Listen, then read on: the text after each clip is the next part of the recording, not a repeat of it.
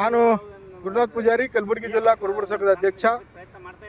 ಕೇಂದ್ರ ಕುರುಬರ ಸಂಘದ ಆದೇಶದ ಮೇರೆಗೆ ಇವತ್ತು ನಾಳೆ ಸಿದ್ದರಾಮಯ್ಯ ಸಾಹೇಬರಿಗೆ ರಾಜೀನಾಮೆ ಕೊಡ್ರಿ ಅಂತಕ್ಕಂಥದ್ದು ಏನು ಕಾಂಗ್ರೆಸ್ ಹೈಕಮಾಂಡ್ ಹೇಳಿದೆ, ಅದರ ಊಹಾಪೋಹಗಳ ವಿರುದ್ಧವಾಗಿ ಸಿದ್ದರಾಮಯ್ಯನವರು 2028ರವರೆಗೆ ಇರಲೇಬೇಕು ಅಂತಕ್ಕಂಥ ಆಗ್ರಹವನ್ನು ಮಾಡಲಿಕ್ಕೆ ನಗರದ ಸರ್ದಾರ್ ವಲ್ಲಭಭಾಯಿ ಪಟೇಲ್ ವೃತ್ತದಲ್ಲಿ ಬೆಳಗ್ಗೆ 11 ಗಂಟೆಗೆ ಸಾವಿರ ಜನ ಸೇರುವುದರ ಮುಖಾಂತರ ಸಿದ್ದರಾಮಯ್ಯನವರು 2028ರವರೆಗೆ ಇರಬೇಕು ಅಂತಕ್ಕಂಥ ನಿಟ್ಟಿನಲ್ಲಿ ಹೋರಾಟವನ್ನು ಹಮ್ಮಿಕೊಂಡಿದ್ದೇವೆ.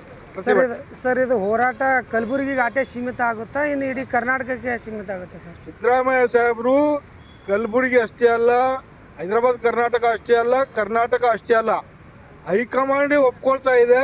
ಇವರೊಬ್ಬರು ರಾಷ್ಟ್ರೀಯ ಅಹಿಂದ ನಾಯಕರು, ಇವರನ್ನು ನಾವು ಬೆಳೆಸ್ತೇವೆ, ಇವರಿಂದ ಮತದಾನ ಬರ್ತದೆ ಅಂತಕ್ಕಂಥ ನಿಟ್ಟಿನಲ್ಲಿ ಕಲಬುರಗಿ ಅಷ್ಟೇ ಅಲ್ಲ, ಇಡೀ ಕರ್ನಾಟಕ ತುಂಬ ಏನಂತಂದರೆ ಸಿದ್ದರಾಮಯ್ಯ ಅಭಿಮಾನಿಗಳು ಕರ್ನಾಟಕ ಪ್ರದೇಶ ಕುರುಬರ ಸಂಘ ಹೋರಾಟ ಮಾಡೋದ್ರ ಮುಖಾಂತರ ಹೈಕಮಾಂಡ್ಗೆ ಎಚ್ಚರಿಕೆಯನ್ನು ಕೊಡ್ತಾ ಇದ್ದೇವೆ. ಏನು ಎಚ್ಚರಿಕೆ ಅಂತಂದರೆ 2028ರ ಒಳಗಡೆ ಏನಾದರೂ ಅವ್ರು ರಾಜೀನಾಮೆ ನೀವು ತಗೊಳ್ತಿದ್ರಿ, ನಾಳೆ ಅಥವಾ ನಾಡಿದ್ದು ರಾಜೀನಾಮೆ ತಗೋತೀರಿ ಅಂತಂದರೆ ಕಾಂಗ್ರೆಸ್ ಪಕ್ಷದ ವಿರುದ್ಧವಾಗಿ ನಾವು ಮತದಾನ ಮಾಡಬೇಕಾಗ್ತದೆ. ಅದಕ್ಕಾಗಿ ಯಾವುದೇ ಕಾರಣಕ್ಕೂ ಅವ್ರು ರಾಜೀನಾಮೆಯನ್ನು ಅಕ್ಸೆಪ್ಟ್ ಮಾಡಬಾರ್ದು, ಅವರೇ ಮುಂದುವರಿಬೇಕು ಅಂತಕ್ಕಂಥ ಆಗ್ರಹ ಇದೆ.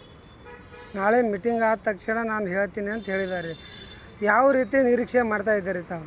ಇಲ್ಲ, ನಮ್ಮ ನಿರೀಕ್ಷೆ ನಾಳೆ ಮೀಟಿಂಗ್ ಆದ ಬಳಿಕ ನಾನೇ ಇರ್ತೀನಿ ಅಂತಕ್ಕಂಥ ಗಟ್ಟಿ ನಿಲುವು ಹೇಳ್ತಾರೆ ಅಂತಕ್ಕಂಥದ್ದು ವಿಶ್ವಾಸ ಇದೆ.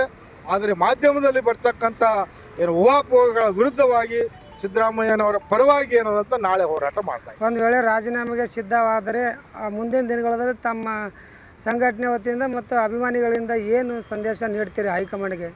ಸಿದ್ದರಾಮಯ್ಯನವರು ಒಬ್ಬ ವ್ಯಕ್ತಿ ಅಲ್ಲ, ಅವರು ಶಕ್ತಿಯಾಗಿ ಬೆಳೆದಿದ್ದಾರೆ. ಇವತ್ತು ಕರ್ನಾಟಕದಾದ್ಯಂತ ಅಲ್ಲದೆ ದೇಶದಾದ್ಯಂತ ಹಿಂದುಳಿದವರು, ದಲಿತರು, ಅಲ್ಪಸಂಖ್ಯಾತರ ಪರವಾಗಿ ಕೆಲಸ ಮಾಡ್ತಕ್ಕಂಥ ಶ್ರೇಷ್ಠ ವ್ಯಕ್ತಿ. ಅಂಥ ವ್ಯಕ್ತಿ ರಾಜೀನಾಮೆ ಕೊಡಬಾರ್ದು. ಕೊಟ್ಟರೆ ಏನಂತಂದರೆ ಕಾಂಗ್ರೆಸ್ ಪಕ್ಷಕ್ಕೆ ಹಾನಿ ಆಗ್ತದೆ. ಒಂದು ವೇಳೆ ಕಾಂಗ್ರೆಸ್ ಪಕ್ಷ ಒತ್ತಡದಿಂದ ಇವರು ಆ ರಾಜೀನಾಮೆ ಅಕ್ಸೆಪ್ಟ್ ಮಾಡಿದರೆ 2028ಕ್ಕೆ ಏನು 2006ರಲ್ಲಿ JDS ಮೂಲೆ ಗುಂಪಾಗಿತ್ತು, ಅದೇ ರೀತಿಯಾಗಿ ಕಾಂಗ್ರೆಸ್ನ ಮೂಲೆ ಗುಂಪು ಆಗ್ತದೆ ಅಂತಕ್ಕಂಥ ಮಾತಾಡ